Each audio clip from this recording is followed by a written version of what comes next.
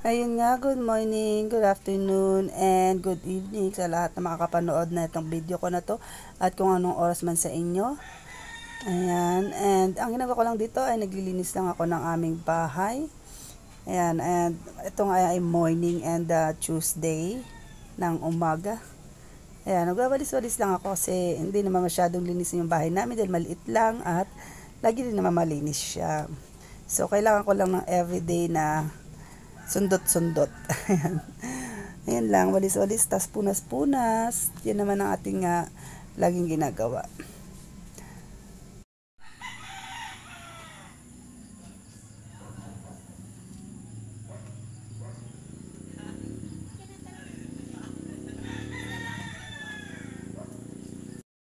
Ayan, nandito na tayo sa kabilang side ng aming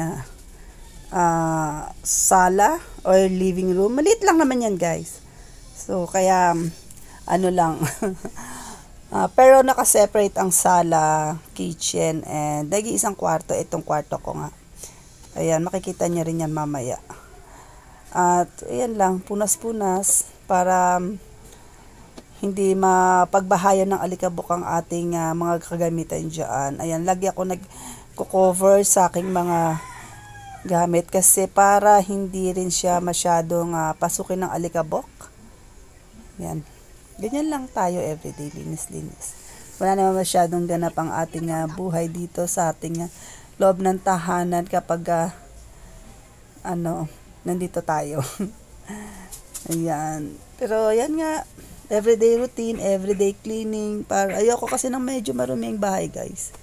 Kaya kahit na maliit at hindi ganun kaganda ang aming tahanan, pinapanatili ko naman na malinis at sinisigurado kong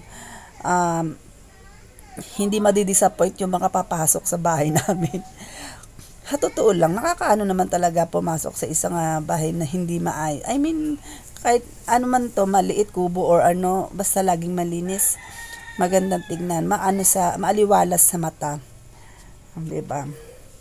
Kung ganun nga, napakaganda nga ng bahay mo, napakakalat naman, mas pipiliin ko maging kubo na lang. Dahil, syempre, ang inaano nga ng iba is madaling malinis, madaling linisin. Diba? Ayun lang, punas-punas lang tayo dyan, guys. Ganyan lang ang atin. Pasensya na nga pala kayo sa suot ko. Ganyan lang ako pagdating dito sa bahay namin. Sobrang sira-sira ng damit natin. Kasi mainit. So, gusto ko yung presko lang, komportable. Ayan, pasensya na nga. Ayan, nulit ko. Sira-sira yung ating suot. Ayan, ganyan lang tayo. Ganyan lang kasimple ang ating gawain sa araw-araw na pamumuhay at itsura. Ayan. Pasensya na nga rin kahit medyo parang hindi pala maganda at malinaw ang ating video. Hindi ko pala nabuksan ang ilaw dyan.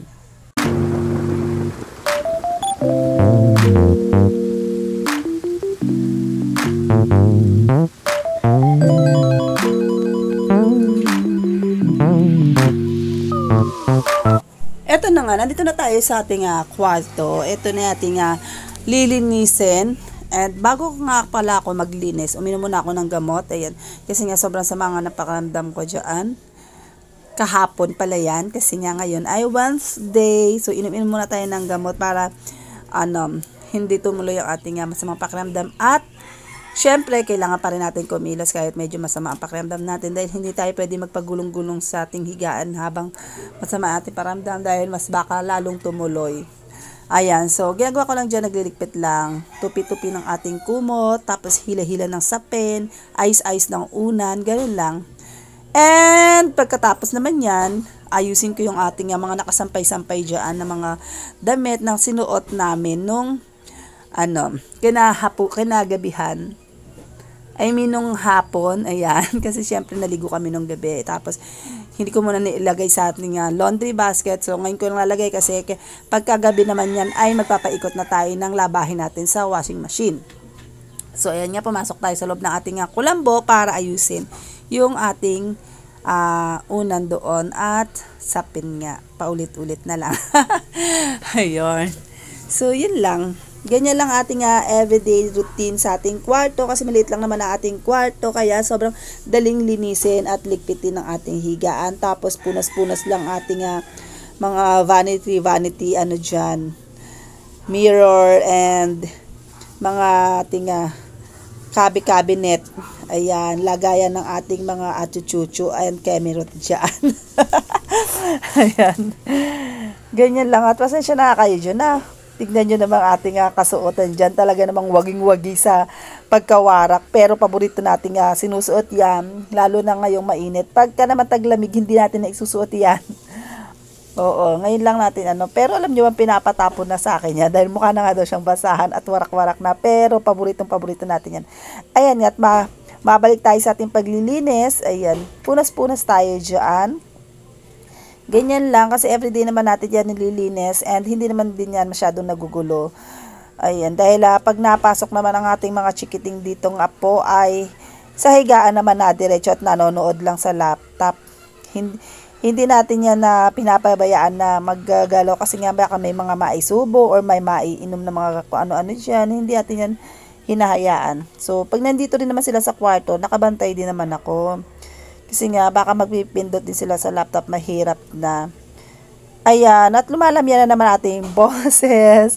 Oo, dahil habang nagbo-voice over din ako, ay medyo yung sipon natin ay gumrabe. Gumrabe, hindi gumaling. Hindi, pero okay naman. At least, pinipilit natin maging maayos ang ating pakiramdam dahil marami tayong gawain.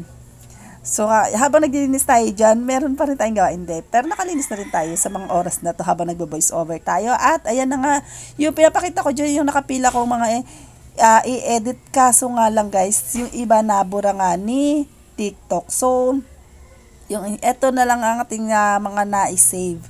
Ayan, hindi ko alam kung ano yung naging violation natin, pero okay lang, gawa na lang tayo ng panibagong video. At ayan na nga, ganyan lang kaayos, kalinis ang ating kwarto, dahil sobrang liit lang naman yan.